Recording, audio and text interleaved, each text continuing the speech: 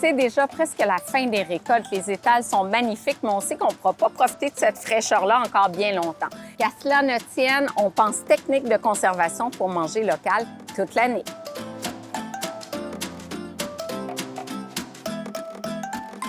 D'abord, la saison des maraîchers débute au mois de mai avec l'arrivée des asperges, des radis, un petit peu plus tard les laitues. Et on voit au fil des semaines plein de nouveaux arrivages. Ça s'étire jusqu'en octobre, notamment avec les courges et les pommes de terre.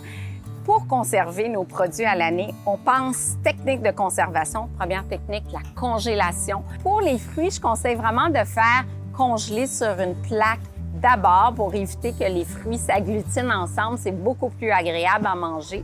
Puis ensuite, on transfère dans des sacs de congélation. La plupart des légumes vont avoir besoin d'un blanchiment. Donc, on va plonger dans l'eau bouillante de 1 à 4 minutes selon la taille.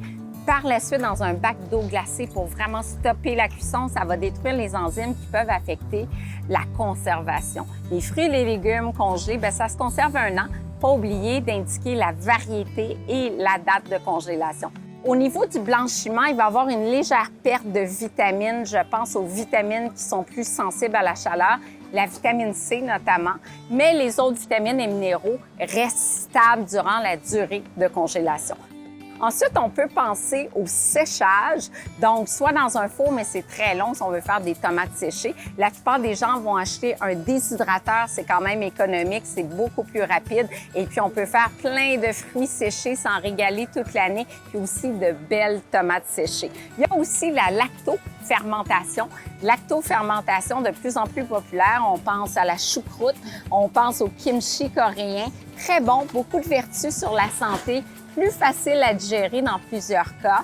Et c'est une technique qui permet de conserver les légumes notamment bien longtemps. Et la technique convoitée à l'automne, c'est quoi? C'est la mise en conserve qu'on peut faire à la maison. Il ne faut pas que ce soit une corvée, ça peut être une activité familiale, une activité comme les Italiens, entre amis, en famille. C'est vraiment chouette.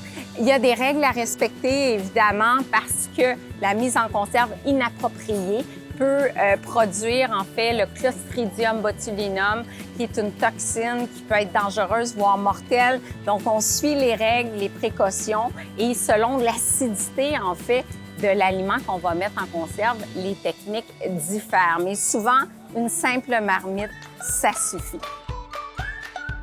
Humberto, Oui. Vous êtes un spécialiste des tomates, de la mise en conserve. On voit ici qu'on a plusieurs variétés. Parlez-moi des différentes variétés, puis c'est quoi la meilleure tomate pour la mise en conserve? On a la romanelle. La romanelle. Elle est assez petite, là. Oui, ça c'est plus petite, plus ronde et plus de jus. Donc, plus liquide, plus de jus. Oui, plus Deuxième liquide. variété. On a la San Marsan, ça c'est plus allongé, ça c'est plus de chair, plus sucré. Ça c'est idéal en sauce. Ça c'est le plus populaire. Ça, c'est la variété préférée des Italiens. Mais il y a de la Super Marzano. Oui, on a la Super Manzano, ça c'est... Ici? Oui, ici. Ça c'est plus allongé.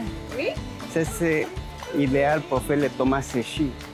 Ah, notre tomate séchée au déshydrateur au four. On peut faire les tomates séchées dans l'huile ou pas Oui, dans dans l'huile. l'huile, Donc, il y a des longues. Puis il y a beaucoup de chair aussi. Oui, beaucoup de chair.